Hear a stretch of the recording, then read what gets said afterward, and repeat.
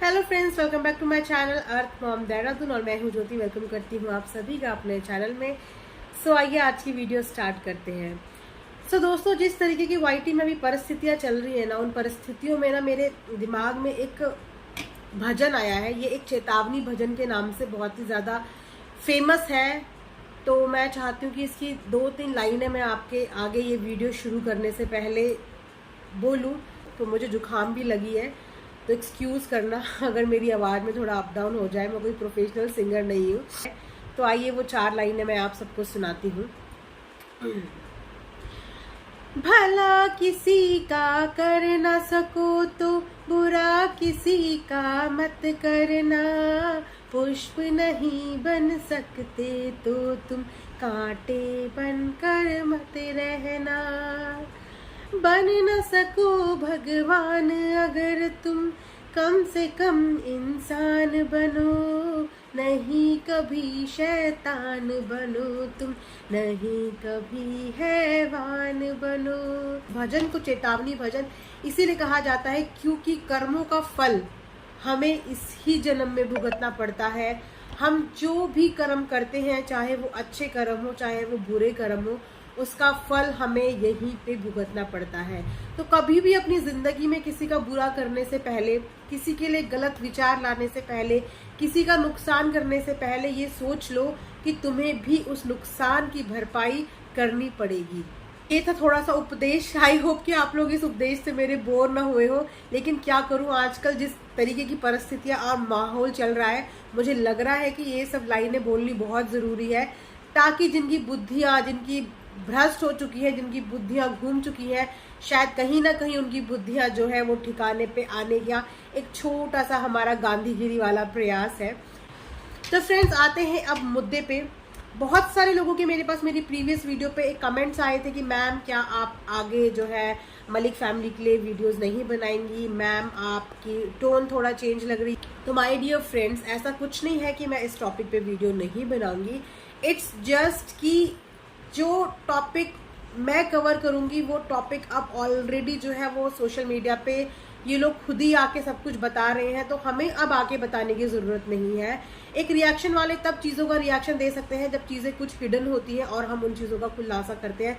लेकिन अब जब ऑलरेडी ये लोग खुले मैदान में आके अपनी बारे में सब चीजें खुला बता रहे हैं, तो इस चीज पे हम लोग अभी ने क्या कमेंट करें। इतने दिन से फ्रेंड्स मैं एक ऑब्जर्वेशन मोड में थी, तो एनालाइज करने की कोशिश कर रही थी कि एक्चुअल में चीजें चल क्या रही हैं। तो जो मेरी ऑब्जर्वेशन, जो मैंने एनालाइज किया, जो मैंने फील किया, वो ओपिनियन मैं अपना आप सबके साथ शेयर करती हूँ। तो वो जबरदस्ती जो है सरोज आंटी जी को बुला लिया गया है। ये बोल के उन्हें बुलाया गया है कि अब चंडीगढ़ में ही उनको सेटल किया जाएगा।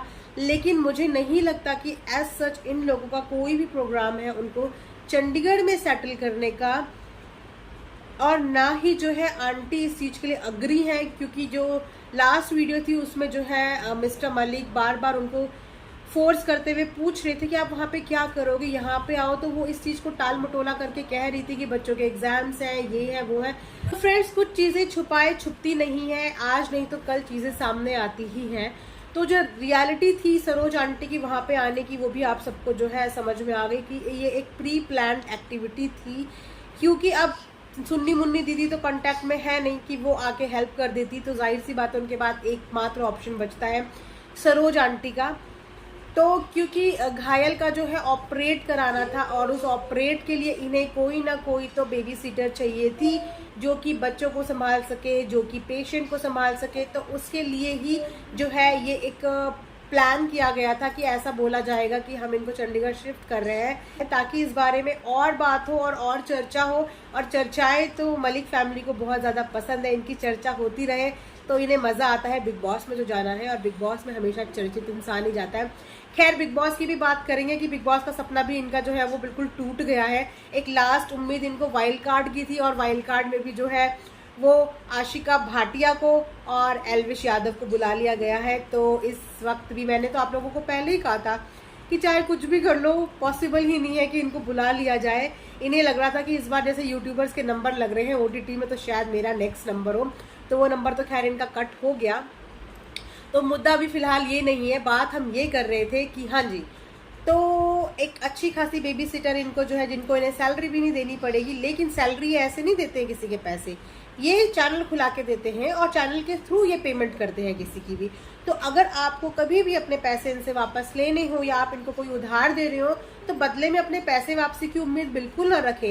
ये बदले में आपको चैनल खोल के देते हैं और उस चैनल में अपने घर के सदस्यों को प्रमोट कराते हैं और आपके पैसे आपको उसी चैनल के थ्रू मिलते हैं। ये कभी किसी को कैश नहीं देते हैं, ये हमेशा ये डिजिटल पेमेंट पे बिलीव करते हैं। ये डॉलर्स में इनकम देते हैं ना, क्योंकि बेबी सिटिंग का काम करने के लिए आंटी तो आ ही चुकी हैं। अब आंटी आ चुकी हैं तो अब आंटी को पेमेंट भी चाहिए होगी, इसीलिए आंटी की पेमेंट जो है वो प्रॉपर तरीके से उनको आती रहे और आंटी भी खुश रहे और उनकी सेवा भी पूरी होती रहे।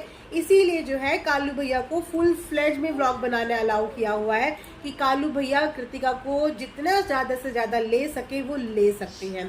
लेकिन वहीं पे जो है घायल ने वीडियो में आने से मना कर दिया है। घायल इस व्लॉग का हिस्सा नहीं बन रही है क्योंकि डील एक ही बीवी की हुई है ना, तो 2 बीवी कैसे आ जाएंगी।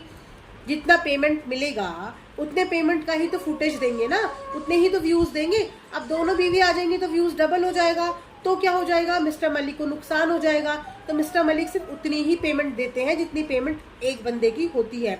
तो एक बंदा काम कर रहा है ना, तो इसलिए उन्होंने अपनी एक बीवी को आगे करके उनकी पेमेंट का हिसाब किताब करने के लिए रख दिया है।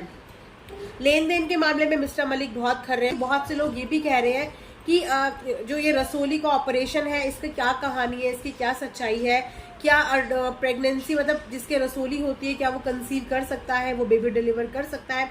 तो जी हाँ, किसी सिचुएशन में ऐसा होता है कि आपकी रसोली के साइज पे डिपेंड करता है और उसके बाद जो है प्रेगनेंसी, यूँ तो प्रेगनेंसी हाई रिस्क प्रेगनेंसी में ही आती है, लेकिन आजकल सबको सुपर वुमेन बनने का भूत चढ़ा हुआ है। तो वाईटी की सारी जो व्लॉगर्स हैं वो सुपर वुमेन्स ही है, मैं तो यही कहूँगी।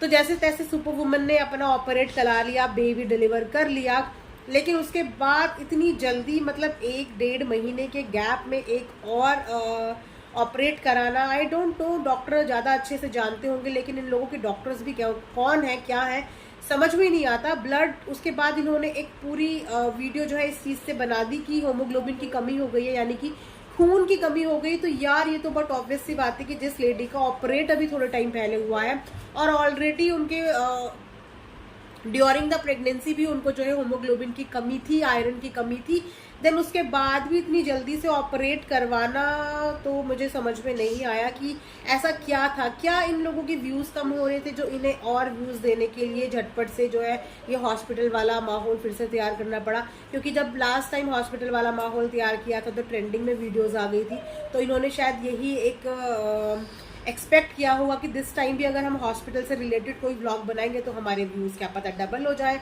हम लोग क्या ट्रेंडिंग में आ जाए। या फिर ये इसीलिए था कि जो इतनी सारी हलचल मच चुकी है, इतनी सारी जो है डिफेमेशन हो चुका है, लोगों को रियलिटी पता चल रही है, या इन लोगों ने खुद जो है इस तरीके की अब्यूजिंग करके अपनी जो रेपुटेशन, जो इमेज लोगों की सामने गिरा दी है, तो इस इमेज को जो है क्लियर करने के लिए, वाइट वॉश करने के लिए ये एक सिंपैथी कार्ड खेला गया है। वरना ये ऑपरेशन 1-2 महीने के बाद भी किया जा सकता था। इतनी जल्दी सी सेक्शन के बाद कोई दूसरा ऑपरेट कराना, और तो मुझे यही लगता है कि जितनी भी ये अभी यहाँ पे इतना मैसअप हुआ है ना, तो ये जो है डैमेज कंट्रोल करने के लिए ये जो है ट्रिक लगाई गई है, ताकि लोगों की जो सिंपैथी है वो कन्वर्ट हो जाए और थोड़ा सा लोग सिंपैथाइज हो जाए इस चीज़ को लेके, और जो इनको नेगेटिव कमेंट्स आ रहे हैं या इन लोगों के बारे में लोग नेगेटिव बातें बोल रहे हैं वो कहीं ना कहीं दब जाए। ये मेरा एनालाइज है, ये मैं एनालाइज कर रही हूँ कि ऐसा हुआ होगा। बाकी बेटर इन लोगों के दिमाग में क्या चलता है वो तो ये लोग ही बेटर जानते, क्योंकि इनके जैसा दिमाग शायद हमारा चल भी नहीं सकता। हम एक नॉर्मल लोग हैं, एक नॉर्मल बीइंग्स हैं जो एक नॉर्मल चीज़ ही सोच सकते हैं और कर सकते हैं, लेकिन इनके माइंड जो है वो बहुत अनदर लेवल के माइंड है। तो इनके माइंड में कुछ भी क्रिएटिविटी, कुछ भी चल सकता है जो हमारे साथ कोई कंपैरिजन ही नहीं है। तो ये मेरी कुछ एनालिस्टिक रिपोर्ट थी, मैंने सोचा क्यों ना आप सबके साथ शेयर करूं कि आपका इस बारे में क्या पॉइंट ऑफ व्यू है। क्या आपको भी यही चीज़ें लगती है कि शायद यही सब मैसअप यहाँ पे हो रहा है और ये जो डैमेज ये कर चुके हैं गुस्से में आके, उस डैमेज को कंट्रोल करने के लिए उन्होंने सिंपैथी कार्ड खेला है, वुमेन कार्ड खेला है, और इन सब चीज़ों को कंट्रोल करने के लिए। तो अगर आपको भी ऐसा लगता है तो कमेंट सेक्शन में ज़रूर बताइएगा। तो ये थी मेरी आज की एक छोटी सी वीडियो। आई होप कि आपको वीडियो पसंद आई होगी। पसंद आई हो तो चैनल को सब्सक्राइब करना बिल्कुल ना भूलें। Good bye.